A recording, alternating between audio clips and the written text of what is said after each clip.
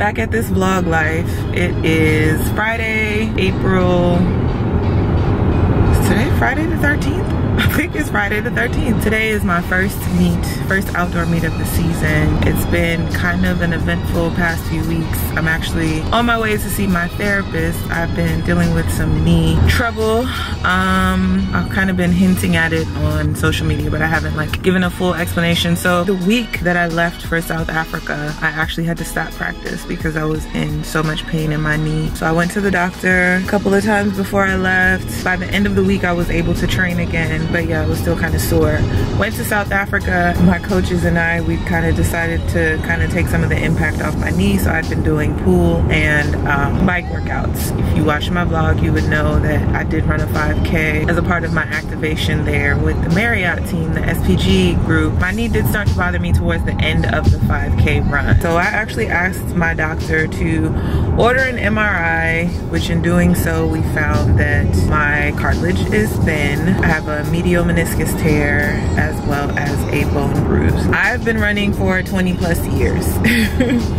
And I have been blessed in that I have had some injuries, mainly in high school and my early collegiate years, but as a professional, I really haven't had anything that has, you know, forced me to sit out for a prolonged period of time. I'm also the kind of athlete that God literally has to sit me down. In finding those things on my MRI, doctors pretty much just said, you know, I think we can train through this, you know, having a scope or even a PRP shot are options, but for now, let's try to rehab, see what we can do to adjust training where we're not losing fitness, but we're taking some of the impact off, or we're just listening to the knee.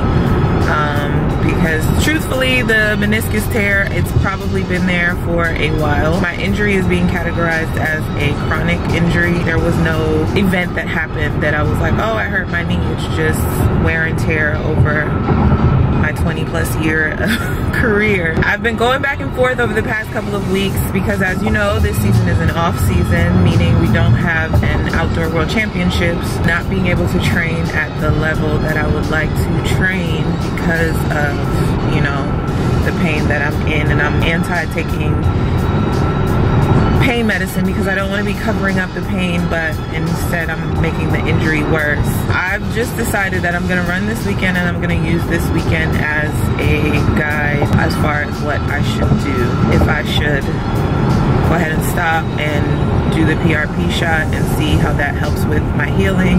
That would require me to sit for 2 weeks. That's something that's very hard for me. Everyone around me, including my mom, is even like, you know, you've had a full career. Why are you forcing yourself to go through this? I don't know how to not. And like I said, I'm the kind of athlete that it literally takes God to say, okay, I'm gonna sit you down, because I've gone to essentially 3 doctors. I have a doctor in Phoenix that I really trust. I work with when I'm on the road. So I had him look at my MRI report. I had my doctor here look at my MRI report, and I also had an orthopedist look at my MRI. And they all seem to think that, you know, this is something that we can work through.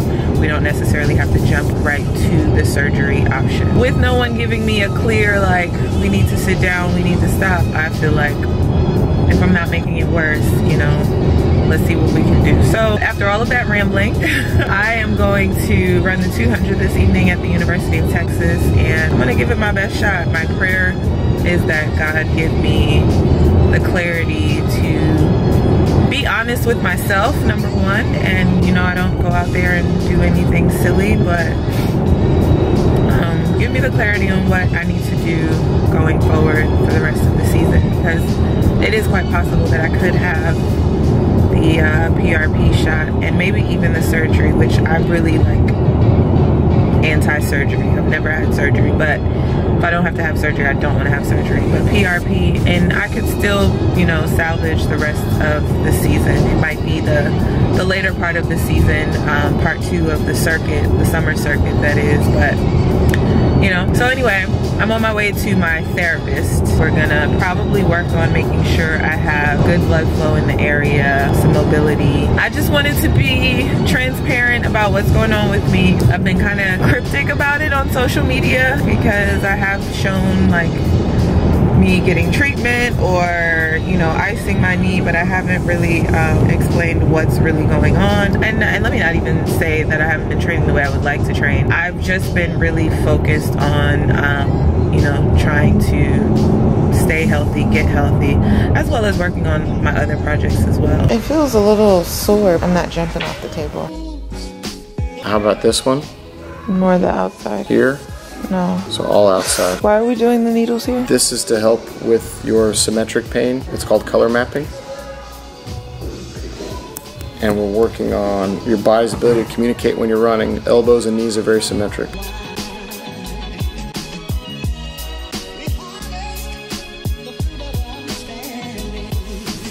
So I'm here at the track, went home after treatment, took a little nap, ate some food, watched some TV. Now we're hanging out in the football stadium. So far we're cooling it, man. My knee was bothering me a little bit. We'll see how it feels once I get warm and moving.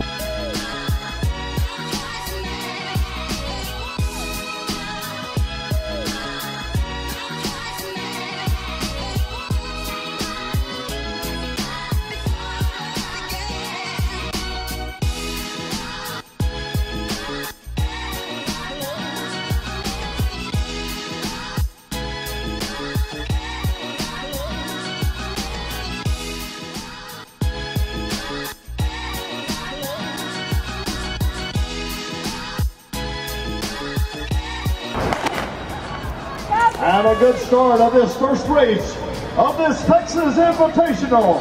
McGrone, Bennett, Acola, Ekmane, and Hastings. Courtney Acola in lane 6.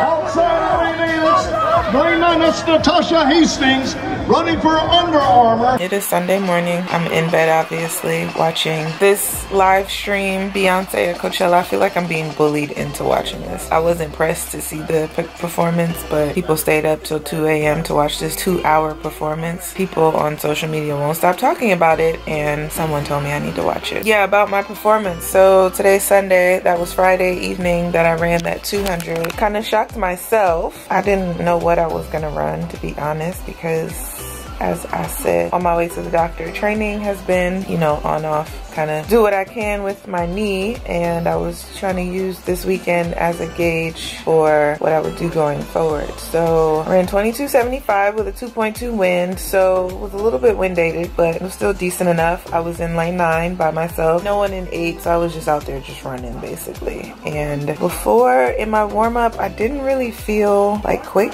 like the way that I like to feel before a race, but I was just like, you just gotta do what you gotta do. So the gun went off and I did what I know how to do, which is run. For the race, I was actually fine. During my warm-up, I had a couple of moments where my knee was like, ugh, this doesn't feel great. After the race, though, I couldn't really put weight on it, so I iced it down. And then yesterday was really, really sore and stiff. Today, it feels a little bit better, but I'm still a little sore. I iced it, of course, yesterday, but I chose not to run the 100 for that reason. And then I went walking around the mall, and about 45 minutes into being at the mall, I was like, I need to go home. This isn't good. So yeah, I'm going to see my therapist tomorrow for sure. Maybe see my chiropractor and have a discussion about what next phases are. I ran into Coach Tanja yesterday. She mentioned that it might be worthwhile exploring, you know, training on the bike some days and on the track other days. I'm Auntie Tasha, as I jokingly say, and the fact is I cannot train the way that I did when I was 25. Doesn't mean that I can't compete the way that I did